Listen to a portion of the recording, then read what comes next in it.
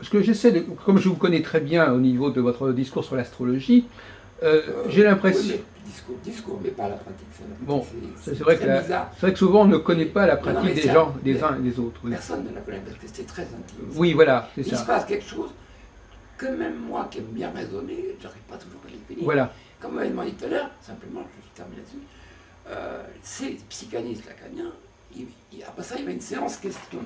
Et qu'est-ce qui se passe dans votre tête quand vous improvisez? Moi, je trouve ça très intéressant. Je dis, tout d'un coup, le cerveau va tellement vite, c'est-à-dire je dois tout résoudre en même temps. Mais le corps, la main a aussi son intelligence. Mais c'est une intelligence qui marche avec celle du cerveau. Le cerveau commande, mais les mains, presque, elles ont une intelligence de l'habitude du travail de tous les jours. Et il m'aperçoit qu'en vieillissant, les doigts, ils vont sur les bonnes notes. Enfin, ils vont instantanément vers l'intention que lance le cerveau. C'est bizarre. Par habitude de faire du piano tous les jours depuis 55 ans. C'est bizarre ce qui se passe. J'essaie de comprendre aussi. Et puis alors, on devient de plus en plus habile. Moi, je fais un rapprochement avec un type qui fait l'exercice de cirque pendant 10 ans et qui arrive à faire quelque chose d'impensable. À se tenir sur une jambe à 40 mètres de haut. Mais pour lui, c'est normal. Et pour les gens, c'est une performance. Oui, tout à fait. Et voilà. Ce que je ne comprends pas, quand je compare votre rapport à la musique et à l'astrologie, j'ai l'impression que par rapport à l'astrologie, mais vous me démentirez, j'ai l'impression que vous êtes, vous êtes assez traditionnaliste quand même au niveau de l'astrologie. C'est-à-dire que vous respectez quand même ce que vous avez, on a l'impression que vous respectez ce que vous avez appris quand vous avez commencé l'astrologie. Alors justement, pouvez-vous modifier ce point de vue? Mais j'ai l'impression que malgré tout, votre enseignement, quand on écoute l'enseignement que vous dispensez, il est quand même assez classique. Non, d'abord je donne des cours à des gens, j'essaie de voir leur niveau, je divise un petit peu les savoirs, je m'adapte un petit peu aux gens parce que sinon, c'est pas possible. Mais mes recherches n'ont rien à voir avec ce que j'enseigne, mes recherches vont beaucoup plus loin. C'est illimité, c'est un truc de fou. Il faut être fou de matheux comme moi. Bon. Mais bon, l'enseignement c'est autre chose. Alors bon, d'accord. Alors je me suis dit depuis que j'enseigne, tu essayes de faire des photocopies et tout ça, des bibliographies, mais de faire un enseignement oral, tu t'adaptes au moment, aux questions, aux gens. Si c'est un ostéopathe qui pose une question, c'est pas pareil que si c'est quelqu'un qui fait que de l'astrologie. À chaque fois, il y a des interactions aussi. Oui. Voilà. Mais bon, je définis moi-même un programme de départ. Je dis, aujourd'hui, on va prendre le thème de Mao Tse-tung, et puis on va l'intelligemment interpréter, parce qu'on va l'interpréter aussi à travers ce qui se passe en Chine à la même époque. On ne peut pas séparer un individu du collectif. Tout ça, c'est la même chose. Donc, je prépare bien les biographies, tout ça, les calculs, les grands trucs, des changements repérables. Et puis, évidemment, ça va sans dire la structure. Moi, j'appelle ça un jeu de cartes de départ. Le jeu de cartes, c'est pas mal comme image. On a tous un jeu de cartes. Il est plus ou moins complet, bon, mauvais, non. Et puis, potentiellement, mais c'est des faire en attente. Après ça, c'est le milieu, le climat, l'époque, la société, où vit le gars, qui va faire que ça se développe. Non, c'est plein de facteurs. C'est ce qu'appelle l'astrologie conditionnaliste, c'est assez proche de cette idée. Ça veut dire, et une proposition de départ, c'est vrai que les jeux de cartes sont tout à fait illégaux. Il y a vraiment les thèmes avec que des carrés de position, c'est que difficile. C'est vrai. Mais les thèmes que difficiles, en général, souvent, toujours, qu'à passer le casse-gueule, mais des vies beaucoup plus intéressantes et riches que les thèmes harmonieux. J'ai quelquefois eu des clients, j'arrive, je monte 3, 4 triangles, ça roule, je vois la personne rien, d'une fadeur exceptionnelle, puis on commence à parler un petit peu de... Enfin, la différence... C'est étonnant de voir, de saisir la vie de quelqu'un qui est trop facile, quoi, quelque part. Et il y a tant de facilité que finalement ça ne... Oui, enfin, mais pas du tout la transformation. Oui, mais alors, le problème de la transformation, de la métamorphose, à partir d'un thème, la transformation en astrologie, c'est Arroyo, c'est Rouillard, c'est quand même, il y a des gens qui vont traiter.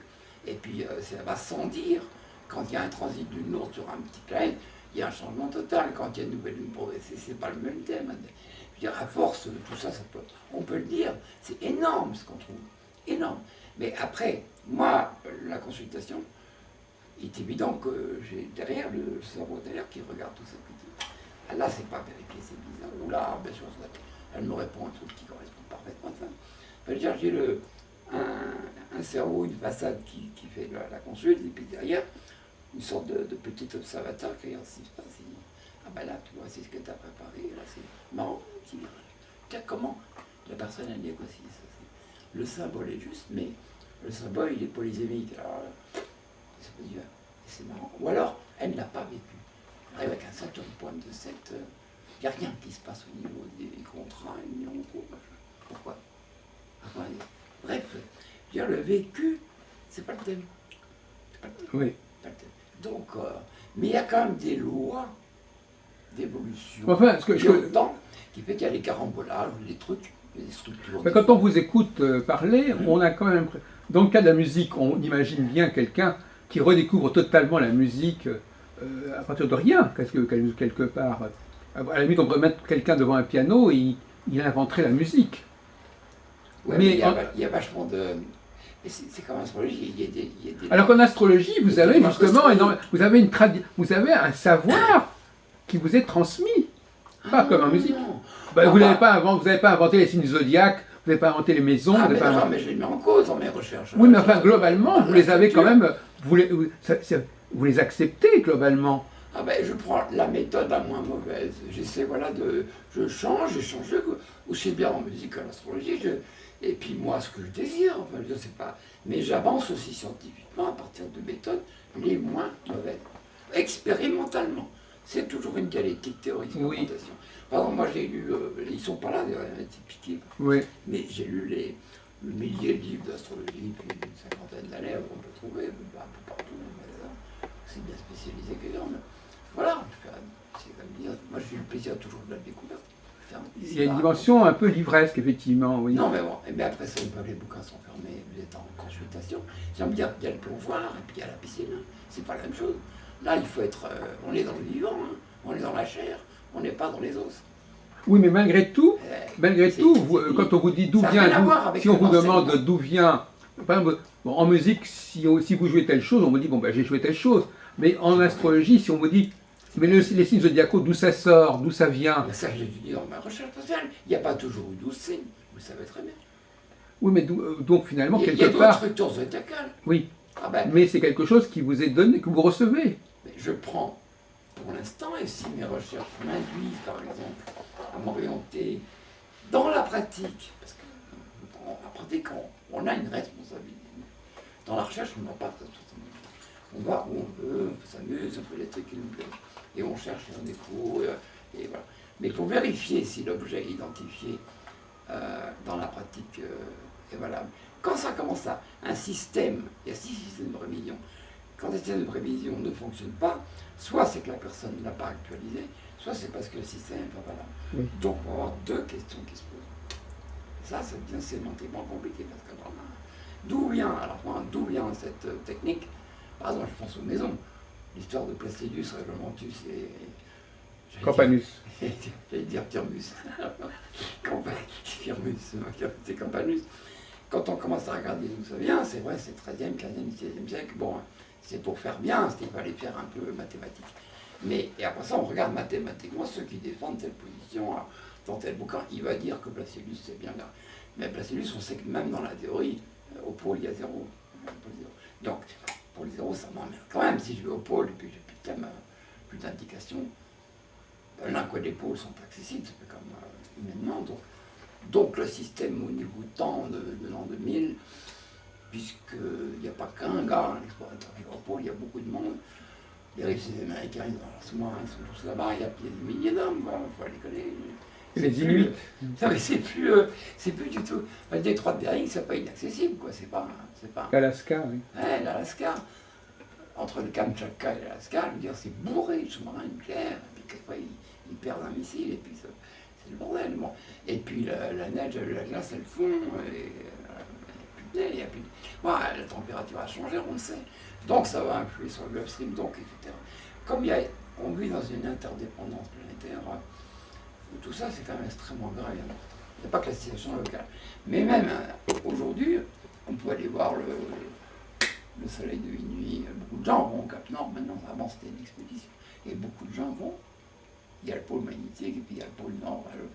studio. Ouais. Et ça y est, il y a du monde qui. Bon, donc à ce moment-là, si j'ai 0 maison, sont toutes 1.0, je suis embêté. Alors, on va reprendre. Si quelqu'un se déplace et qu'il est encore vivant quand il revient, et qu'il me raconte j'ai fait telle ou telle chose, moi je ne peux pas situer ce Rolex qu'il a fait, parce que oui. j'ai pas de maison. Donc ce système est embarrassant. Alors, je vais essayer de rebondir par rapport à ce que vous disiez sur la musique. Est-ce que, par exemple, vous pouvez dire, par exemple, que les connaissances musicales qu'on vous a enseignées vous sont utiles? Ah bah, c'est pas des connaissances. Ça vous permet non, de... Non, c'est une pratique. Oui, mais enfin, on vous a dit, par exemple, je sais pas, moi, qu'il y a des accords... Pas du tout, justement, un conservatoire, on forme des bêtes à jouer, mais pas des bêtes à penser. On ne pense pas à la musique. D'ailleurs, le bouquin Penser à la musique de Jean-Louis Boulez est à lire, parce que ça, c'est une saine réaction contre M. Marcel Nowotski, qui va s'accompagner. Marcel Nowotski qui s'est pris pour un grand compositeur, c'est des instruments jamais joué. Très sympa, mais il était plutôt attiré par le ministère de la Culture, ou les affaires culturelles à l'époque. Et pour changer l'enseignement en France. Mais c'était bon. Et Boulez lui répondait, parce qu'il était anti-Boulez, et Boulez était anti-Nowotski. Boulez a quand même réussi à avoir les quand même pas mal. Et quant à Nowotski, moi j'ai travaillé avec sa femme 10 ans, qui est une personne extrêmement charmante, et une ex-concertiste, donc j'ai choisi. Avec ses petits doigts comme ça. Ouh là là, moi j'ai connu aussi la femme de Malraux, Clara Malraux, qui était avec un vieux monsieur de machin, un chalet en Suisse, je passe. Commence à prendre du Bartok, machin. Tu veux quelques années, mais tout de suite on sent une facilité, une aisance, ça va. Dans le jeu, la lecture, un monde va donner un truc à un autre. C'est assez étonnant. Bon, moi j'ai fait mes 10 ans de classique, j'étais brillant, mais j'avais pas du tout ce niveau de lecture, de machin. J'étais déjà improvisateur sur des structures, mais bon. Et je lui ai joué la manière. Bon. Et puis, mais on n'apprend pas dans les conservatoires comment c'est fait. Pas du tout. On sait même pas. De même le solfège, c'est quoi? On apprend comment c'est écrit. Mais un accord, c'est pas neutre. Vous faites do, mi, sol, la, si, la carte, la si, ça c'est un neuvième. On est obligé d'apprendre. Disons que le jazz est obligé. Au musicien de jazz, vous êtes obligé de savoir ce que vous utilisez comme accord, comme tonalité et comme gamme montante et descendante. C'est ça l'improvisation. Il faut connaître les règles du jeu. Le musicien de jazz, maintenant, on enseigne partout le jazz. On enseigne et les thèmes, structures, et ensuite les harmonies, le développement, etc. Parce qu'il y a un tronc jazz de 1900 à 1970. Et puis maintenant, bon, il y a quand même un tronc commun. Maintenant, il y a trop de singularités, de coups d'essai un peu partout dans le monde entier, donc il n'y a pas un jazz. Donc finalement, est-ce qu'on ne pourrait pas dire que, si on essaye d'établir des similitudes, est-ce qu'on ne pourrait pas dire que l'interprète qui joue une partition, il s'aperçoit que ça plaît. Il s'aperçoit que ce qu'il a joué est bien perçu par les autres, de même qu'un astrologue qui lit un thème astral s'aperçoit que ça fait sens pour la personne qui vient le voir. Est-ce qu'il n'y a pas dans les deux cas un sentiment que finalement ils sont contents de ce que je leur dis, ils sont contents de ce que je leur joue, et donc ça veut dire que ces savoirs dont je me sers, ils sont valables? Vous savez, dans la consultation, moi c'est pas ça, je ressens, c'est pas une séduction, c'est pas quelque chose d'être content, quelquefois ça remue les gens. Oui, mais enfin, en tout cas, ça remue même oui, en musique aussi. Non, mais leur propre mémoire, ça les remue intellectuellement. La musique, ça peut émouvoir sans savoir le texte, sans savoir comment c'est fait. Ah, attention. Si quelqu'un joue très bien, du Chopin, comme on peut jouer. Bon. Mais elle ne va pas se rendre compte si quelqu'un d'autre peut le jouer tout à fait autrement. Je veux dire, il y a le contenu, il y a la pensée musicale, et puis il y a l'interprétation. L'interprétation, justement, c'est devenu un art en Occident. On a séparé les deux. Je trouve ça très embêtant. Quand les gens vont écouter une œuvre, c'est plutôt attends, le contrebassiste est bien habillé, ou alors bon, ça sonne bien. C'est le son plutôt que le ton. C'était un bouquin de Rouillard, qui était un musicien qui a pu émerger. Et à partir de 40 ans, il commence à s'occuper de la sonologie. Il était quand même avec Barret, je sais pas, bonne référence, j'ai pas réussi à entendre une œuvre. De Rudyard? De musique. Mais si, il y en a sur Internet. Nous, on en a même mis sur notre télévision. Moi, j'aimerais beaucoup. Parce que Je peux vous les montrer, là. J'aimerais écouter Rudyard. On peut écouter beaucoup de Rudyard. J'ai lu toute son œuvre. Si, ben, toute son œuvre astrologique. Oui, ben, on va en parler tout à l'heure, on va regarder ça. Non. Et ce la musique de Rudyard est disponible. Parce qu'un Rudyard, c'est autre chose. On est d'accord avec beaucoup d'astrologues, c'est beaucoup plus précis, même traduit. Oui. Là, quelquefois, il... Cela dit, je ne sais pas s'il a écrit sur musique et astrologie, c'est un problème. Si, il y a la magie du ton et l'art du son. Alors, qu'est-ce qu'il dit là-dedans? La magie du son et du ton. Du son, voilà. La magie du son et l'art du ton. Oui. Le son et le ton, je trouve que c'est bien vu, cette distinction. Oui. Ça répond à votre question. Pouvez-vous préciser? Le son, c'est ce qui va enchanter, c'est ce qui va séduire. C'est le timbre, c'est la sonorité. Oui. Même quand on va essayer un piano, je dis qu'il sonne le mieux. Mais c'est pas... Ça, c'est instrument. L'instrument, c'est un objet de passage, de transmission. Un support. Un support. Mais si par exemple quelqu'un joue très vite du piano, c'est pas pour ça qu'il y a de la musique. Et là, il y a eu en Occident une extraordinaire confusion entre la vitesse d'exécution ou je m'appelle la virtuosité de quelqu'un, que ce soit en jazz ou en classique, c'est pareil. C'est pour ça qu'en jazz, c'est comme ça maintenant. Je me barre un peu avec les plans théoriques. Je dis, mais avoir de la technique, ça n'a rien à voir avec la vitesse. Savoir poser un doigt sur une note, mettre 50 minutes pour y arriver à le poser bien,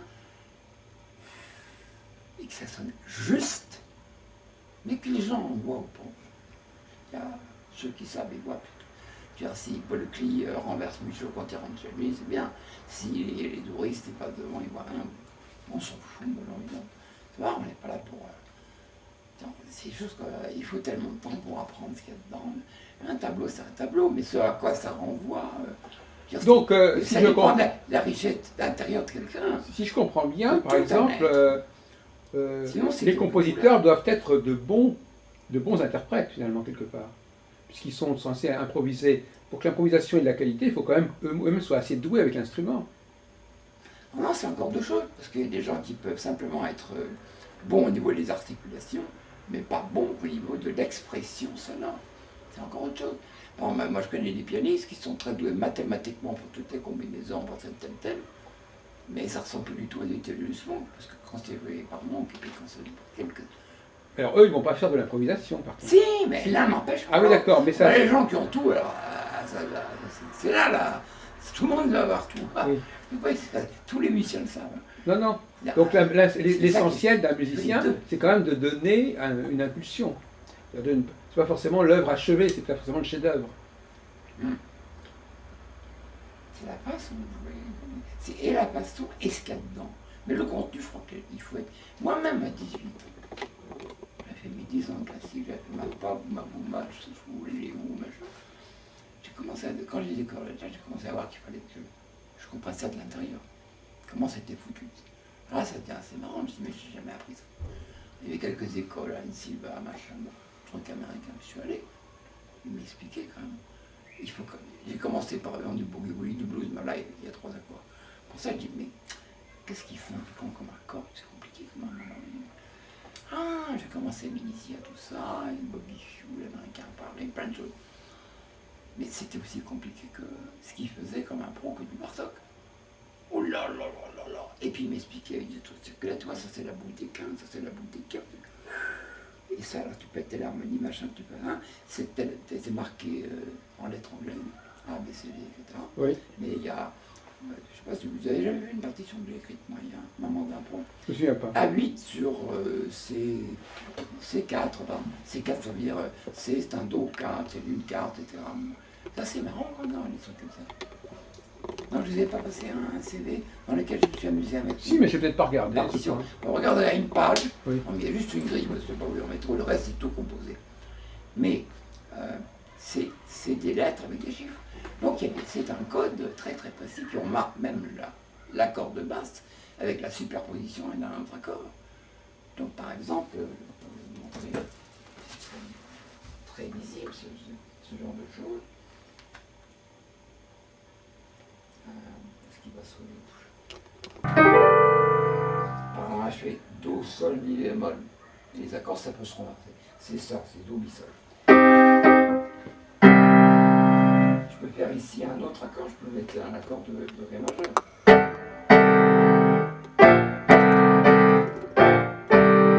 Ça a l'air un déjà un petit peu dissonné, on n'est pas dans la variété. Mais je mets une pensée musicale de do mineur, une pensée musicale de ré majeur. Et tout d'un coup, tous les jeux sont possibles. Et là, ça va moins sonner.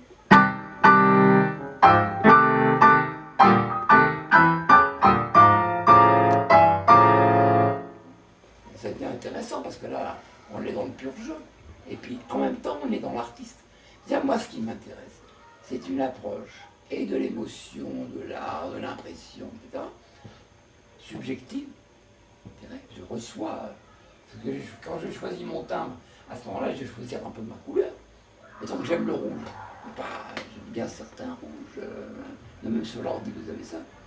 Bien sûr. Vous choisissez un rouge, il y a pas mal de variables. Il y a des rouges un peu carmins, et des rouges comme un peintre, c'est pareil. Le son, c'est pareil. Une palette. Elle est personnée. Mais la musique est plus mathématique que la peinture. C'est pour ça que j'adore la musique. Parce qu'il y a à la fois le côté mathématique, puis il y a le côté sensible. Mais on n'est pas encore dans la façon. Alors quand vous dites mathématique, est-ce que ça veut dire qu'il y a des choses... Qu'est-ce que c'est par exemple qu'une fausse note? Qu'est-ce que c'est quelque chose qui ne serait pas réussi? Aujourd'hui, ça ne veut plus rien dire, c'est vrai, ça je suis content. Je suis content. Si la fausse note est involontaire, c'est dommage. Si elle est volontaire, c'est intéressant. Si tu es volontaire de faire une fausse note, ben ça, il faut que l'équipe sache quand même soit responsable de ce qu'il a fait. Mais si c'est parce qu'il ne sait pas plus, s'il l'a fait fausse parce qu'il ne connaît pas la règle de jeu, ça va pas. Et ça s'entend. Alors on lui demande une minute de jouer, ben on va tout de suite s'il maîtrise le discours ou pas. Donc il y a des discours à l'infini, mais on voit si quelqu'un maîtrise au moins un discours moyen, ça se tient. Si c'est volontaire ou pas. Mais ça, à force, ça permet de vivre dans la musique. C'est vrai qu'il faut, je veux dire, faut baigner un peu là-dedans tout le temps. Aussi bien au niveau de l'écoute qu'au niveau de... Mais quand j'écoute pas la musique pareil qu'à 20 ans. Pareil qu'à 20 ans, j'avais besoin que ça remue, ça chauffe, machin, oui, j'avais besoin de rêver, ma comme si on avait un petit joint. Moi, je ne jamais, jamais drogue. Mais quoi, c'était un épisode qui n'a rien à voir avec 89 secondes, c'était pour arrêter les cris des tétanies. Mais je n'aimais pas être sous alcool et je me suis écouté jouer sous alcool. J'avais l'impression que je jouais bien. C'est comme les drogues, je ne peux pas. Mais ça, j'avais pris. Vous n'aimiez pas quand vous jouiez sous alcool? Quand j'ai enregistré, j'ai écouté, mais qu'est-ce que c'est cette merde? C'est pas possible. C'est une catastrophe. Ce qui est terrible, la catastrophe, c'est d'avoir l'impression qu'on joue bien. Ça veut dire qu'on est dans une bulle. On n'est plus dans le monde réel. Moi, ce qui m'intéresse, c'est à la fois dans l'hyper-réalité, c'est le cerveau, il est conscient de tout. Il n'y a pas improvisé, c'est vraiment de la haute voltige, quoi. Parce qu'il ne faut pas qu'il y ait un raté quelque part. Il faut qu'entre le désir, la volonté, machin de faire, et ce qui sort, pas seulement l'exécution, mais la matière même musicale. On peut peut-être toucher à un sujet un petit peu délicat, c'est la question sexuelle. Est-ce que, le fait de faire l'amour... Tout jazz, ça veut dire faire l'amour, ça veut dire baiser. Le mot jazz avec 2 S. Ah oui. Et en plus, numérologiquement, c'est quand même un plaisir, parce que J, c'est 1, A, c'est 1, S, c'est 1, S, c'est 1. Ça fait 4. 4, c'est le nom de la manifestation. Alors, c'est clair, c'est pas le 3. Est-ce que vous considérez que, puisque vous êtes quand même un lover... Moi, j'arrive, je vois une petite élève qui arrive, c'est même pas si elle est jolie ou pas, je vois sa main, la façon de jouer, je sais comment elle fait l'amour. Je sais tout de suite, c'est immédiat, quoi. Je sais si ça vaut le coup.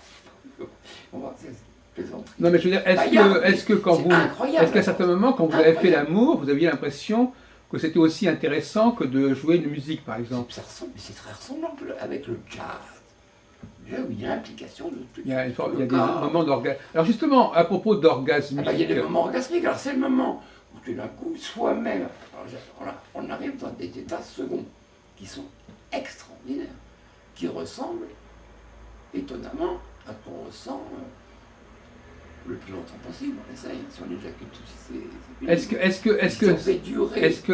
si ça dure, et pour l'homme ou le rembourg de la femme, etc.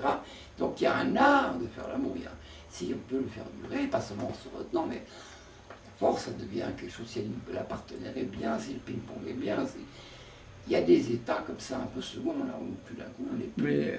la question que je me suis posée, moi... On n'est plus avec quelqu'un, c'est génial. En musique, quand il y a ces moments d'improvisation, il y a cette jouissance.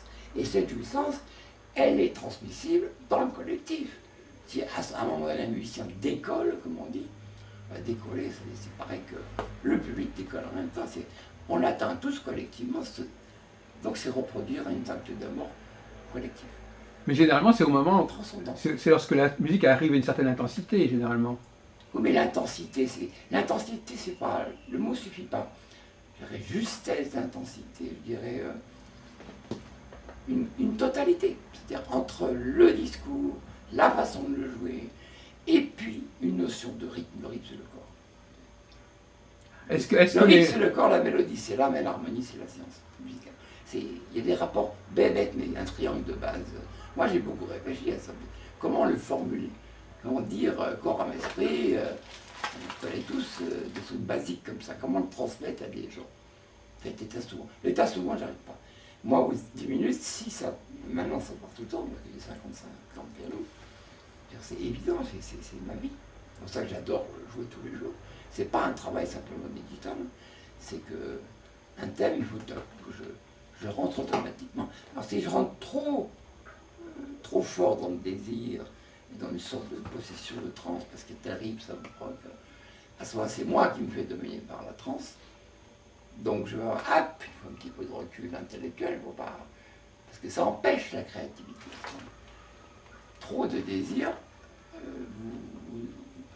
vous laisse un peu rampant au sol, au désir, aux accroches au désir.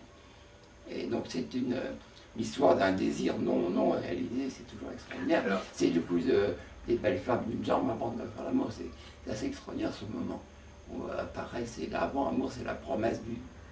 La promesse du qu'est-ce qui fait sens dans l'alternance des mouvements rapides et des mouvements lents en musique, par exemple? Est-ce que le mouvement lent, c'est un mouvement qui est une pause entre des mouvements rapides ou qui prépare ou avant, il y avait des formes codées. Une sonate, c'est écrit comme ça, c'est en trois parties. Adagio, allegro. Sonate, oui, il y a trois parties. Ça, de Beethoven, il y a toujours les trois. Quelle était la raison d'être de cette alternance généralement? Les formes ont changé au cours du temps, ça c'est trop long à expliquer. Actuellement, vous pensez que les mouvements lents disparaissent? Non, mais on pense que Non, il y a autant de mouvements. Il y a eu, à partir des années 60-70, il y a eu des cris, des expressions, des hurlements, des machins, des instruments poussés jusqu'à pas la torture, parce qu'il n'y avait qu'à cause de la jouissance, mais bon, au maximum, quand c'est arrivé, et qui fait effectivement comme vous faites un peu, mais 10 fois plus comme un fou. Il est béli, alors il fait de la boxe, carrément. Il change tout, il n'y a plus de code. Il fait une sorte de boxe. Il fait. Alexander, moi j'ai étudié tout ça, je les ai copiés un peu pour voir les extrémités de l'expression. Mais on finit par s'emmerder parce que c'est toujours pareil, effectivement. Le chaud appelle le froid, l'humide appelle le sec. Enfin bon, il y a toujours une dialectique entre les choses extrêmes. Donc un truc très fort, très puissant, où il y a un engagement du corps, ça va appeler un petit peu de silence. C'est ça qui est marrant, c'est de plus en plus d'un côté. D'accord, plus le côté, ça rebondit. Il y a aussi une question de fatigue corps. Le corps parfois a besoin de récupérer un petit peu aussi.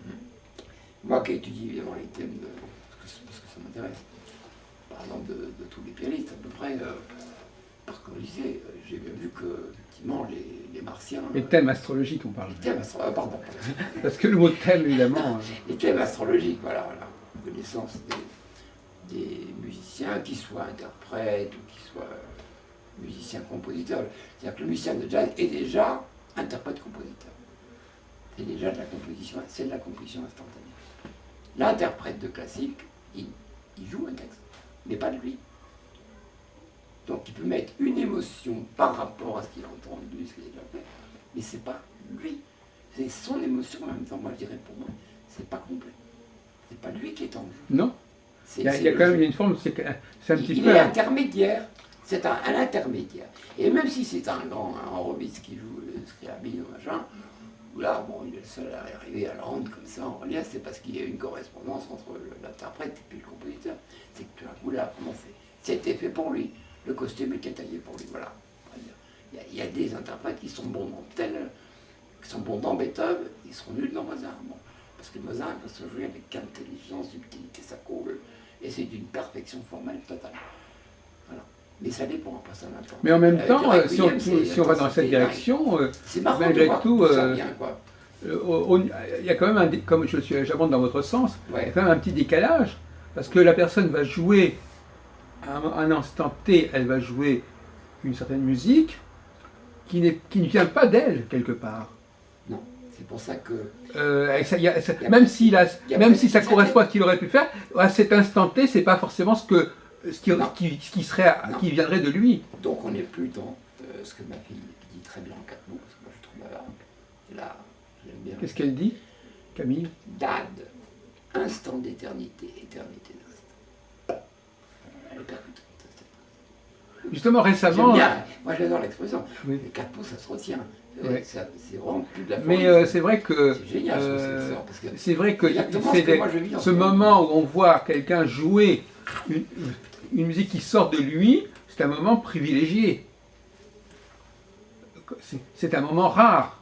Le fait Très d'assister à un moment Très rare. où les choses sont en train de se Écoutez, passer. oui, entre nous, on a tous écouté des différents styles de musique. Les moments, je vais dire le mot, magiques sont quand même assez rares. On s'emmerde. Tous on s'emmerde. Oui, mais la question qu'on se sait- pose, déjà, on connaît le discours, bon, on sait ce qui va suivre. Alors, déjà, là, c'est pas très, on est sûr que Oui, bon, c'est pas très voilà. marrant. À moins qu'il y ait une fulgurance imprévue, mais enfin, l'imprévu, l'imprévisible, l'instantané, mais l'instant. le problème, ce qui est L'instant, malheureux, il ce qui est malheureux, c'est qu'effectivement, si on passait à une personne, à des cobayes, si on passait alternativement des musiques qui sont interprétées, des musiques relativement anciennes qui sont interprétées et des musiques qui sont improvisées, je ne suis pas sûr qu'il verrait la différence Non, mais entre le vrai et le faux. je veux dire, moi j'ai joué ce jeu dans mon disque dilatation où il y avait une commande d'une œuvre écrite que j'interprète au maximum parce qu'il y a 22 séquences, donc il n'y a pas trop d'ego. Il est vraiment extrêmement puissant rythmiquement, puis il est vraiment très calme. Je veux dire, c'est pas le taureau qui joue son truc. J'ai essayé de faire une palette déjà là. Comme j'ai essayé de rapprocher Astro Piano Solo, c'est un Zodiac. Ils ont été très tolérants. Le mec de Libé était très tolérant. Kobe, comme à l'habitude, très original, nous propose une suite de morceaux de 5 minutes. Bon, Charles Tosca, interaction, art, connexion, art, astrologie, elle s'est pas mouillée, mais elle emploie des mots très justes. C'est vrai qu'elle était prof de français. Même dans ses bouquins, c'est intelligent. Denis Krozanowska. Oui, Charles Tosca. Bon, j'aurais jamais le prononcer. Tchurnaz. C'était un nom polonais. Tchurzanowska. C'était un polonais. Là, D'ailleurs, c'est- elle a beaucoup aimé la musique, c'était un musicien de rue à Paris, puis le métro. Il a écouté, il dit, ah ouais, c'est bien, attends, ton gars là, c'est un peu du Chopin, il blues. Bon, c'est une caricature, mais enfin, oui, c'est bien vu comme ça, bon, en 2 mots. Chopin et blues, ça chante, mais ça chante aussi d'une façon un peu black. Et Donc les vous avez fait l'expérience, vous polonais, c'est disiez. black, oui, c'est ce que je cherche à faire, moi, c'est mon mélange. En 2 mots, c'est ça, bon, c'est quand même un petit peu plus compliqué. Mais j'avais fait un disque, je vous ai passé Dilatation, Oui. qui est très important parce que non seulement il se vend comme la banque, ça, rien dire, mais il est dans les histoires du jazz. Alors que c'est pas du jazz, j'ai tiré la corde là. Alors là, qui est pas la France Musique, il dit non, je te fais pas. Si, il n'a pas tout écouté, mais ça, je vais montrer ça, puis d'autres trucs, il dit, viens le voir Orion du contemporain, parce que moi, c'est plus du jazz. Alors j'ai dit, mais où s'arrête le jazz, s'il te plaît? Je dis, mais alors, tu sais bien qu'on est dans l'indéfinissable aujourd'hui. Il n'y a plus que des singularités. Tu sais bien qu'il n'y a plus de frontières entre le jazz et la musique contemporaine. Il n'y en a plus. Parce que l'un va chez l'autre et l'autre va chez l'un. Si je réponds vraiment à votre question. Parce que maintenant, il y a une désir de tous les musiciens classiques contemporains d'arriver au stade du jeu, puis d'arriver ensuite au stade de l'intensité. L'intensité, c'est vrai qu'on n'a jamais mieux servi par soi-même. C'est son propre discours. Si le compositeur redevient improvisateur et exécutant, il y a peut-être des chances là d'arriver et il vit dans l'instant. Alors, il y a l'écriture et puis la spontanéité totale. Alors ce qui est intéressant, Il y a un disque à l'époque où tu termines, puis je vous laisse parler. Dilatation, vous écoutez, il y a 6 morceaux d'impro total. J'arrive de l'enclure, je sais pas. ah oui. Le producteur me dit, vas-y. Et les autres, je fais une exécution de 22 minutes que je fais plein de fois dans les festivals classiques et tout. C'est dur parce que les morceaux que vous écoutez en disque pour les classiques, ils sont coupés. C'est truqué. Même Charles Beauchâtelet, le responsable du jury, faire un concert avec Solar, avec machin. Laissez vos disques et vos CV dans votre truc, il y a un piano là, vous jouez. M'en fous, j'avais connu. Voilà, moi je suis directrice. D'abord, il faut tel nombre de places. Vous, c'est 150, Solar, c'est 350. Il me faut Grappelli. Je n'aime pas les Grappelli, il va mourir. J'ai raté mon. Parce qu'en piano solo, ça ne peut pas attirer. Oui. Bon, peut-être 200 personnes et Solar 400. Mais... Bon, piano solo, c'est pas fait d'heure pour jouer. Une fois, j'ai joué pour 8000 personnes. Avec une sonorité d'un groupe pop qui était passé avant, à Saint-Martin en Croix. Toute la ville entendait. Je faisais ça. Ah oui, il y avait de l'écho. Oui. J'appelle ça le syndrome Kiel Jarret. Donc, c'est-à-dire, jouer devant 8000 personnes, mais c'était léger. Hein. Les gens marchent, ils ont tout. C'était assez simple. Lui, il fait ça, il parle des congrès, il y a 3700 places, il va tout seul. Je suis allé une fois, on voit rien. Les gens viennent, c'est leur première sortie de l'année. Ils viennent, ils se parlent, ils discutent. Pourquoi ils viennent? On ne voit rien, on n'entend rien. Puis le soir, je pas de faire des cons comme ça. C'est-à-dire là, ils n'écoutent pas la musique, ils font un bon disque à la maison. Là, on entend que j'arrête, on entend l'intensité, le doigté. Non, mais là, en plus, on ne voit pas, on n'y a rien. Maintenant, il y a des écrans. Mais là, non, c'est pas les congrès, il n'y a pas 3700 places, mais 3700 places. Moi, le piano solo, je dirais. Dans ma radio, il y a 350 places au studio 106. J'ai joué une fois au Théâtre de la Ville, 1000 places, au maximum. Quand c'est penché comme ça, moi j'aime bien les salles, parce que j'ai fait mon diplôme là-dessus. Ah oui. Ouais, j'ai fait acoustique des salles de concert. Ah oui. Moi j'étais avec mes appareils, jamais l'acoustique. Puis j'ai fait un projet que je n'avais jamais réalisé, mais d'une autre conception du concert et du théâtre. Il n'y a pas de scène, tout. Les gens marchent tout autour. Donc, avec c'est des étages déformés. Il y a une autre conception de l'écoute et du. Pour moi, à la limite, déjà, dans ma tête, le concert, la représentation, la notion de spectacle est aberrante. Ah oui. C'était les questions, mais on se posait en 68, pas un peu des 70, extrémité. Ça veut dire que le spectateur en sait plus que l'auteur, que l'interprète. Il ne faut pas exagérer quand même. On est revenu à des trucs, c'est marrant là, les sociétés, parce que c'est comme des élastiques, ça pousse d'un côté, oui, puis les 80, oui. Ça devient Golden Boy, ça devient pire efficacité, machin, bon. Enfin bref, et ça m'amuse de voir avec Uranus Pluton, par exemple, comment ces planètes de révolte synthèque, bouge, machin, ici, par rapport au courant. En ce moment, par exemple, pour lui, il n'est pas assez intéressant. Il y a un carré entre Uranus et Pluton, mais il y a peut-être c'est intéressant. Neptune adouci, machin, il y a les landes qui se font tout un petit balai marrant ensemble. Donc, il y a quelque chose qui se prépare, mais assez en douceur. Derrière, caché. C'est caché, mais ça bouge, ça change complètement. Pendant que les mecs ils continuent pour parler que de la bourse et tout. C'est assez amusant. Et je ne suis pas que pessimiste. Oui. Je connais des jeunes économistes à Montreuil qui arrivent à faire payer les gens sans passer par l'argent des banques. Une économie parallèle avec 100 000 habitants, je trouve ça intéressant. Moi. Personne ne le sait. Hein, donc les patrons râlent parce qu'ils ont pas le personnel efficace, tout ça, donc ils virent, embaucher les machins, mais bon, sur le terrain, ils ne sont pas compétitifs. On n'y arrivera pas. La marque, c'est sévère. Alors si on évacue les gens à 25 ans, là, il y a une autre question qui se pose. Ans, qui va rester alors, le productif. Alors, on arrive à la limite de la productibilité. Donc, les marques, le capitalisme finira en se mordant la gueule et tout. C'est ce qui est en train de se passer. Il y a un autre mystère qui est intéressant. C'est le rapport entre la musique et la musique, ce qu'on appelle la musique, c'est la musique occidentale. Il semble que tout à l'heure on parlait des rapports des Noirs, mais le monde asiatique aussi est un peu étranger quelque part à la musique occidentale. En tout cas, il n'y a pas de grands compositeurs asiatiques. Parce qu'ils ne sont pas créateurs. Ils sont des copieurs. Et ça, c'est extraordinaire. J'ai cherché à comprendre cette histoire. Des Japonais qui sont venus étudier avec Messiaen. Il y a surtout des Coréens maintenant. Il s'est mis au fric qui s'appelle Takashi Kako. Bon, il fait un disque en France, piano solo. Je trouve ça intéressant quand même. Il amène ses études harmoniques de Messiaen, pas seulement mythologiques, mais des dissonances post-Bartok pas mal. Et puis il va essayer d'intégrer sorte de puissance rythmique. C'est intéressant de voir comme son mélange à lui. Japon, jazz.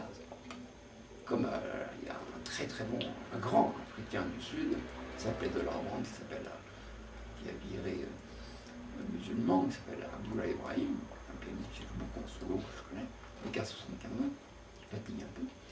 Mais quand il joue, je ne sais pas pourquoi il donne, dès qu'il joue, il y a l'âme africaine, il y a l'âme de l'histoire de l'Afrique. Mais ça, il est magique, quoi. Sa magie m'intéresse. Elle n'est même pas dans la construction de la note.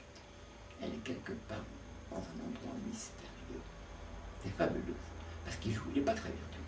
Mais alors, il se passe un truc beaucoup plus fort, ou aussi fort que chez Ketcharet, et tout le temps. Et il arrive à faire des trucs très simples. Une sorte d'épuration. Et c'est plus mental, ce n'est plus dans le mental. La magie n'est pas dans le mental. Alors c'est peut-être là que je ne vais pas être d'accord avec M. Ahmed. En musique, non. La magie vient de quelque chose d'autre, assez mystérieux, puisque scientifiquement, on n'a pas les outils. Il y a une expression que j'aime bien, moi, c'est la notion de chorégraphie. Chorégraphie, quand on regarde le jeu des doigts sur le piano, c'est une forme de chorégraphie. Ah, il y a un ballet de doigts, il y a un ballet. Il y a 10 doigts. On pourrait filmer, moi je pense que c'est intéressant de filmer le clavier, de filmer les mains du pianiste, et non pas tellement sa tête. Mais exactement, c'est les doigts. J'ai eu un concert de Tokyo que j'arrête en DVD que j'ai pu voir. À des moments, même sur l'ordi, on voit Petrucciani ou Jarrett, qui se vendent bien. Il y a des moments où ils font carrément des DVD, où il y a un petit rapprochement, on commence à voir les doigts. Moi, quand j'ai vu les doigts de Jarrett, par rapport au disque que je connaissais par cœur, j'ai dit, mais comment il fait quand même? J'ai l'impression qu'il y a 3 mains, merde. Ah oui. Ah merde. Ah, mais il faut tirer dessus, mais c'est bizarre. J'ai vu, et c'est pas ni en concert, ni en disque. J'ai bien vu le DVD, c'est bien fait, à un moment donné, ça se rapproche. On voit bien les mains. Mais le passage qui fait, merde, il fait comme ça. Et tac, je suis sur le piano, je reproduis. Mais merde, j'ai compris. T'as compris, en fait, c'est pas. Mais c'est pas si. Je m'en faisais une montagne, moi. Non. Mais ça vient de quelque chose, quoi. C'est visuel. Il y a un ballet visuel qui n'est pas innocent, quoi. Parce que ça donne l'impression à l'auditeur qu'il y a 3 plans. Il y a la basse, le médium et l'aigu. C'est pour ça que les 3 plans vont ensemble. Comment il fait ce truc-là? D'habitude, au piano, il y a 2 plans, vous avez 2 mains. Oui, elle chahute un peu, qu'elle se rend compte qu'elle s'écarte. J'ai l'impression qu'il y a 3 mains. Je dis, mais il y a un truc, ça n'est pas possible. Comment ça se fait? Puis ça sonne bien, ça sonne magique, ça me plaît bien. C'est des moments de pur plaisir. Alors, là, j'ai dit, écoute, marrant, ça répond à votre question. Et moi, on m'a fait un cinéaste qui m'a filmé, je vais avoir bientôt le truc. Parce que le reste, c'est des petits trucs de télé, mais banals, comme vous voyez toujours à la télé, là. On voit un pianiste, on voit sa gueule, ou bien on voit c'est rare qu'on mette même le clavier, on ne voit pas grand-chose. Là, c'était un cinéaste qui était venu de Paris avec nous en train, je suis fatigué, j'ai fait ma petite heure et demie, mais 1h30 de concert. Il y avait 4 caméras. J'ai pas eu le temps, mais j'ai regardé un petit peu le résultat. D'abord, c'est bien filmé, c'est artistique, c'est beau. Ça donne envie. Mais deuxièmement, j'avais moyennement joué, j'étais crevé, mais qu'est-ce qu'on voyait bien. Il y avait 4 caméras, donc 4 façons de Ah oui. Et là, c'est du beau boulot aussi. J'ai plus son nom, j'ai oublié celui de maths. Ça fait 1986, 7, 2 ans. J'ai pas réussi à avoir de bande sur la bande, à l'INA, ils m'ont envoyé. Et je pourrais regarder, je pense justement l'ordi pour que ça marche. Et après ça, je pourrais en faire des copies, là ça peut être marrant pour les gens. Parce qu'effectivement, il y a un petit balai de doigts, quand même. Nous, à force, pianistes, on s'en rend plus compte, mais c'est parce qu'on écoute beaucoup la musique. Mais pour les gens, sinon, moi je vois bien quand je fais un concert, j'essaie de mettre le piano de façon à ce que le clavier soit lisible à peu près de partout. Mais déjà, petite ou moyenne salle, je me dis, mais à quoi ça sert d'aller jouer? C'est vrai que le piano, il a un vrai problème visuel. C'est pas tellement spectaculaire. Non, c'est pas spectaculaire. En plus, le pianiste, il tourne le dos à la salle, et en plus, il cache le clavier en plus. Moi, j'essaie de les tourner dans tous les sens, les pianos. Alors, je me dis, tiens, j'ai trouvé un angle qui est pas mal. C'est les ondes presque près de 45 degrés. Ah, vous vous mettez comme ça devant le Mais piano? Oui. Non, mais je cherche, je tire le piano. Ah oui. Et Mais la meilleure solution, c'est quand même encore de filmer et de projeter sur l'écran ce que les gens ne voient pas. Ça y est, maintenant, c'est l'idéal, mais bon, il faut... Mais le piano, par exemple, tout seul, moi, ce qui m'emmerde, piano en orchestre, qu'est-ce qu'il fait le pianiste? Rien. Il fait des accords, ça ne m'intéresse pas. Ce qui est intéressant et amusant au piano, c'est le commandant de bord qui a un tableau, 88 notes dans tous les sens possibles, c'est inouï, quoi. L'orchestre, vous improvisez, vous dirigez, et vous créez toutes les notes en même temps. Et il faut que tout ça, c'est pas que ça plaise, il faut que tout ça soit cohérent, une cohérence, au moment T donné. Moi, l'exercice est très périlleux, j'adore ça. Mais si c'est jouer du piano comme un accompagnement avec des accords, comme ils font dans les orchestres traditionnels, ou comme c'est le cas. Sauf, vous avez vu que dans les concerts classiques, il y a des sonates pour piano et orchestre. Les concertos. Les concertos, c'est les concertos. Ou bien pour piano et cordes, il y a 4 cordes, oui. Mais à ce moment-là, c'est plus le premier violon, c'est la vedette, mais c'est le pianiste, ou la pianiste, la vedette. D'ailleurs, à propos du chef d'orchestre. À propos d'ailleurs le concerto, normalement. Tu vas saluer le chef d'orchestre. Donc là, c'est bien clair, c'est bien exprimé, du point de vue scénique, c'est le ou la pianiste qui va être en vedette. Puis il y aura aussi, évidemment, le premier violon qui est invité, ou le chanteur, si c'est le cas. Vous avez un petit parterre de genre, voilà, essentiel, même si le pianiste n'est que soliste, c'est-à-dire qu'il intervient à certains moments donnés de l'œuvre.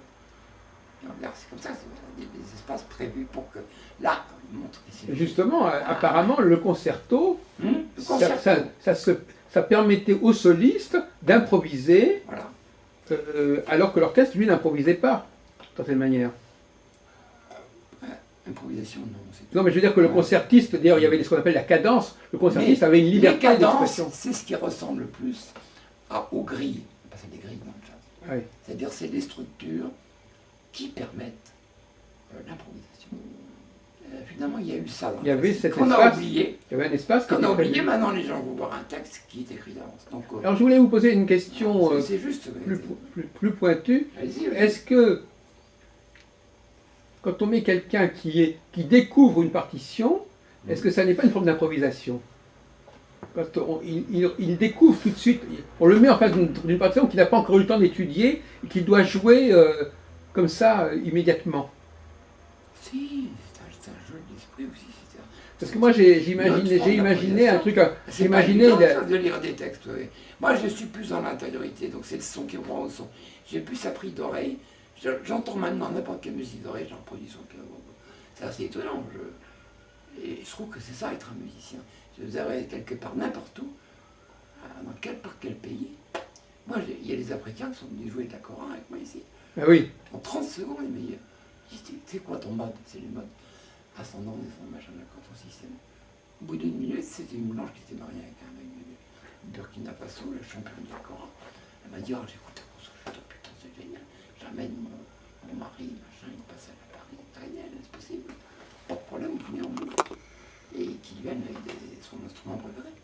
Mais ça ira, ça me dérange pas. Ça me fait plaisir. C'est pas... Je m'en fous, moi, des concerts officiels. La musique, c'est partout. Voilà, c'est ça. Mais c'est une façon de vivre.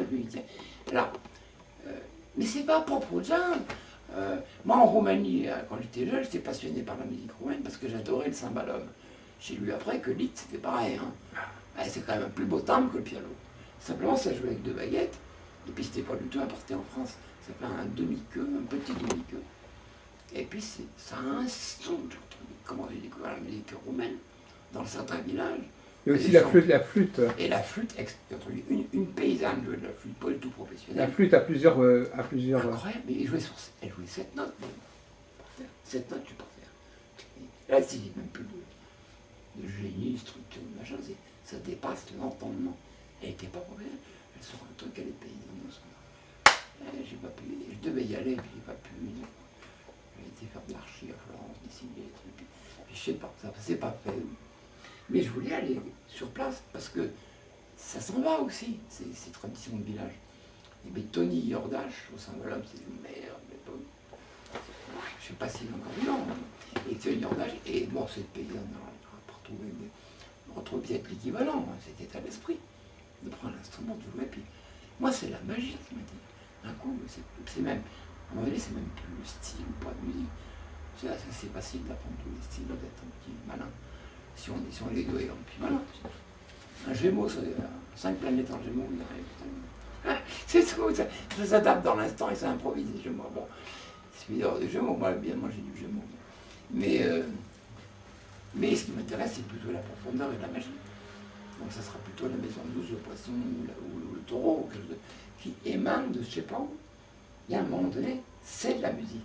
Ceux-là, ils me disaient à un moment donné, ce soir, tu vois, je peux te dire, en tant que pianiste, il n'y a pas eu de musique. J'ai joué, mais il n'y a pas eu de musique. Courageux de dire ça. Alors, j'ai dit, ici, dans Aigues-Marines, là, il y a eu. C'est passé des trucs. À quel point le musicien est conscient. Et pourtant, c'était une impro. Il n'y avait pas de musique ce soir.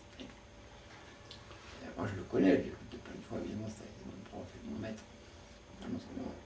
Alors pour terminer un peu sur l'astrologie, sur l'astrologie, parce que j'arrive pas très bien à comprendre, vous, votre contribution à l'astrologie, elle se situe où? Ah, c'est un art. Non, mais votre contribution personnelle, en ce moment, moi, je trouve une sorte de théorie. C'est très ambitieux et crâneur. Voilà. Je poursuis un peu ce que Amadou cherchait, à travers autant les livres d'histoire, tous différents, interprétés, vus différemment, il n'y a pas d'histoire. Comme disait Paul Venn, il n'y a que des histoires, c'est pas mal. J'aime bien le raccourci. Il n'y a pas d'histoire. Il y a l'histoire qu'on veut bien à l'époque, et puis qui est écrite par qui soit elle est académique et scolaire, soit elle ne l'est pas, soit elle est plus ésotérique. Vous voyez, entre un bocal d'Elclos et puis, puisqu'on enseigne à la fac en histoire, c'est pas tout à fait pareil sur l'Égypte. D'accord, hein, bon. Donc il faut les deux, il faut commencer à étudier, à rentrer dedans pour y voir un peu clair, parce que avoir différentes versions. L'Égypte, ça commence pas en moins 3100, hein, c'est pas vrai ça. Ça c'est l'Égypte l'enseignement officiel. Voilà, exactement. Les pyramides, c'est peut-être pas moins de 2650. Ça c'est pour le garde de tournoi, mais bon. Hein. Bah, ça c'est quand même plus compliqué. Il est évident qu'il y a eu un déluge, qu'il y a eu des connaissances atlantéennes, etc. Mais ce qu'on va enseigner dans les facs, machin, c'est pas. C'est un peu un tronc commun, il faut que ce soit acceptable. Mais si on dit que l'Égypte, elle a peut-être duré 7-8 000 ans, que le Tao, il existe depuis 5000 ans avant, d'une façon orale, c'est pas parce qu'il n'y a pas de traces archéologiques ou autres, pas parce qu'il n'y a pas d'archéologie, qu'il n'y a pas d'histoire. Non, non, absolument pas. Regardez l'Ancien Testament. On n'a que des les traces. manuscrits, même, ils sont pas écrits en hébreu, en cananéen, ils sont découverts à telle époque. Quelle époque vous avez oublié comme première trace de l'ancienne? Oui, mais ça, ce sont des choses. Oui, c'est tardif, c'est médiéval. Parce que vous connaissez bien. Oui, non, mais je veux dire, c'est effectivement. C'est à l'époque de Jésus-Christ, à peu près, qu'on a trouvé le manuscrit de la mer morte, ce fameux truc de manuscrit de la mer morte. Oui, c'est ça, c'est les Esséniens, c'est l'époque. C'est les Esséniens, on trouve ça au IIe siècle. Oui, c'est ça, avant Jésus-Christ. Oui. Alors que c'était une tradition d'enseignement oral, la Bible. Oui, sauf que là, en l'occurrence, c'est écrit. Mais alors, qu'est-ce que cherche notre société? Quelle est la science de notre société? C'est celle qui est signifiante. Oui, il y a une déperdition. Écoutez, non. Alors, la transmission dans le jazz aussi, avec des maîtres, ça se fait beaucoup par l'oral. Ça, c'est important. Parce que là, je sais que je touche du doigt quelque chose qui vous est cher. Et voilà, je fais un peu à l'avance. Une leçon d'oralité, de transmission est vachement importante. La transmission d'un savoir, ça va devenir caduque avec l'ordinateur. Parce que ça commence déjà pour les cours de Sciences Po, les cours de Stanford sur l'ordinateur. Comme dit très bien Michel Serres, c'est de l'info. Qu'est-ce qui est intéressant? Ça va être la relation qu'on a avec l'étudiant. Ce qu'on va lui dire de son expérience personnelle dans le monde entier. Dans tel pays, c'était pas pareil. Ils n'ont pas reçu pareil. Mais l'information en tant que telle, elle sera communiquée de plus en plus par des objets, des nanos, machin, des technologies, tout ce qu'on pourrait les mots d'Atali, voilà, des objets nomades, mais on peut avoir à disposition partout, on a juste une conférence de budget. On va aller vers ça, on y est presque. Je dirais, elle est à la portée de la main. Le problème, c'est pas la connaissance, mais aussi sophistiquée. c'est la façon de l'appréhender, de l'intérioriser, d'en faire quelque chose d'autre. Et puis, puis de savoir d'où elle vient. Vous étiez en train de nous Il y a dire, la provenance et puis il y a la vous étiez en train de nous dire que En quelle musique, était votre créativité en astrologie? ben, il y a deux parts, elles sont très distinctes et c'est très clair. Moi, je fais des trucs très pointus sur le nombre d'or, etc. Je développe chaque jour un peu depuis 30 ans. Moi, j'ai des cahiers, je reprends, machin, mais ça avance quand même. Voilà. Puis dès que je trouve une version ou un bouquin intelligent, ou un passage ou un chapitre, ben, je le mets, je l'essaye, je le compare à d'autres. Ah, c'est ce que c'est que le travail d'un chercheur. C'est comme ça. Après ça, je ne vais pas m'amuser maintenant à prendre automatiquement. C'est pas si simple de prendre un triangle d'or et puis de le mettre partout dans un tas, puis dire voilà, moi j'ai trouvé, j'ai créé un nouveau bouquin. Attention, c'est le nombre d'or qui fait tout. C'est de l'ordre de caricature, ça ne m'intéresse pas. C'est beaucoup plus compliqué. Il va y avoir des strates, depuis l'hyperthéorie, le nombre premier, et puis des triangles, puis des polyèdres, et puis des machins. C'est très intéressant. J'aime beaucoup ça. Je fais ce qu'on aime. Mais après ça, confronté à l'histoire, à la complexité de l'histoire humaine, il va falloir trouver les adéquations, des similitudes, des rapprochements. Bref, c'est tout le travail, je trouve, d'un vrai chercheur. C'est pas de s'emparer tout d'un coup d'un truc assez séduisant pour dire j'ai trouvé un nouveau truc. C'est ce qui se fait beaucoup aujourd'hui. J'aime pas ça. Je n'aime pas ça, parce que d'abord savoir ce qu'il y avait dans le passé, avant de proposer quelque chose pour le futur, il faut quand même que ça tienne. Ah oui, l'autre jour, vous m'aviez d'ailleurs tenu un discours là-dessus, sur le fait que finalement, il fallait quand même respecter ce qu'on connaissait à l'époque et pas être anachronique. L'astrologie actuelle est un peu anachronique, dans le sens où elle utilise des éléments, des planètes qu'on ne connaissait pas, qu'on ne voyait pas à l'œil nu, etc. En fait, bon, donc c'est une autre astrologie, je dirais c'est un autre niveau de conscience. Si on dit, pardon, avec précaution, Uranus et Pluton, c'est 3 niveaux de conscience qui arrivent après Saturne, le monde visible. Moi, je suis d'accord parce que je l'ai vécu. Voilà. Maintenant, je l'ai vécu par la mort et la transformation et les AVC. Les AVC donnent des moments de sentiments que j'ai retrouvé bien décrits chez Stanislas Grof, psychologie transpersonnelle, depuis les années 80, puis qui se sont développés maintenant. Au début, regardez ce comportement ou bien de LSD, vous n'avez pas de LSD, mais il y a des états de conscience qui sont modifiés un peu. Alors, j'ai lu dans ces bouquins, tout le coup, je dis, oh là là, c'est ça que je vis, ouais, c'est ça. Avec Reville, le Rubber, ces machins. J'ai vécu des trucs pareils. Ça déboussole pas mal d'ailleurs. Ça change complètement la perception qu'on a du monde. Et ensuite, du vécu. On n'est pas dans le même espace-temps que les autres. Alors, par moment. Par moment, on descend. On est normal. Donc, j'étudie beaucoup tout ça en même temps. Donc, j'ai une perception, je comprends mieux l'idée de Rodiard ou d'autres qui disent, bien que j'ai beaucoup de critiques avec Rodiard, mais Rodiard, il faut toujours remettre un auteur dans son contexte. Comme Freud, c'est facile pour machin de le déboulonner. Il a fait ce qu'il a pu. Pour l'époque, c'était pas mal pour l'époque. Hein. Il a fait, bien sûr qu'il a dit que c'était scientifique et ça n'allait pas. Ça n'était pas, évidemment que ça n'allait pas. Mais c'était culturel et ça, il y avait une volonté de chercher qui est très honnête. Je trouve qu'il y a une traduction géniale. Il écrivait. Mais ensuite, il ne faut pas. Et Jung a continué, c'est autre chose. C'est normal. C'est normal que ça se développe. À quel Mais moment, la confrontation avec la biologie est fondamentale maintenant. Parce qu'on apprend très vite beaucoup de choses sur. Je veux dire, l'approche psychanalytique, elle est très culturelle quand même. C'est ça son problème. C'est qu'elle n'a pas de base scientifique. Et en astrologie, on connaît une base. Quand même, malgré les rivalités, les différences, on a des bases structurelles de l'Antiquité, de l'éternité, des croisements entre les différentes civilisations. Quand j'étudie un calendrier, les différents calendriers égyptiens, parce qu'il y en a plusieurs, je commence à prendre le calendrier 1000 pages et je mets, et je trouve des principes de similitude. Et là, je suis comme vous, je vous rejoins. Je vais chercher une structure commune à tout ça, pour qu'ensuite, je puisse présenter à des gens qui font des recherches d'avant-garde, que ce soit dans n'importe quel domaine, scientifique ou astrologique, qui bon, voilà, je crois que de la tradition ou des traditions, on peut en tirer une structure qui elle-même est une structure de la psyché. C'est une structure que la psyché a acceptée ou organisée socialement, socialement et cosmiquement. Attention, c'est le 4 avec 3, comment ça marche. Voilà comment ça s'est articulé. Bien sûr que vous allez trouver des contradictions, des différences, machin. Moi, j'ai cherché l'inverse, j'ai cherché des points communs. Alors, il y a les points communs et les clés. Les clés, ça peut s'appeler ça, des structures communes. J'ai vu dans votre bouquin sur les mathématiques divinatoires, moi depuis quelques années, vous m'avez dit, oh, vous éparpillez, non.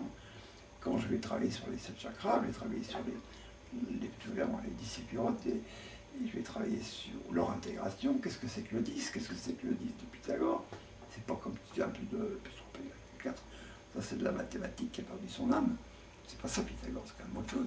L'école des pythagoriciens, ils disaient 600, c'était initiatique, etc. C'était bien autre chose qu'un petit théorème. Il ne faut pas déconner. On a perdu comme si on était à l'esprit. On garde une petite forme, une petite technique. Non, c'est pas ça. C'est tellement fou que c'est grave. C'est grave. Et là, le 10, c'est pas simplement 10, 1 plus 0 égale 1. C'est un tout petit peu plus incarné. Ça devient puissant. Hein, c'est pas... Comme moi, je vis le 3 ou le 4, c'est pas... Je dis ça à dire, bah alors, c'est 3 et 4 et là. Et alors d'ailleurs, non, pour moi, c'est pas du tout pareil. Alors c'est pour ça qu'une discussion à l'infini de notre ami Abellio, à la Sainte-Baume, là, sur le 3 et le 4, avec, je sais pas c'est quoi ça de Borgaro, je sais pas l'autre. À l'infini, sur le ternaire et le quaternaire, c'est vachement... Ça a l'air complètement con, mais c'est pas con. Et quand Edgar Morin dit, en fin de vie, parce qu'il est en, je pense, en 21, il dit, l'important, maintenant, je mets au point une sorte de quadriélectrique. Quadriélectrique, je sais pas quoi. Et pas une triélectrique. Ou le ternaire. Le ternaire est tiède. Donc une dialectique réalisée. Bah, ça a l'air de rien, mais c'est une bombe. Hein. Moi, je trouve que c'est une bombe. Si vous écoutez plus Jacques, il est parti parce qu'il y avait les Vatisca. Enfin, c'est pas pareil. Le 3 et le 4, c'est pas... Le 4, c'est la manifestation. D'un côté, je me dis, bon, qu'est-ce qu'il veut dire? J'ai pigé, moi, depuis longtemps. Le 4, c'est le manifester, c'est le carrément.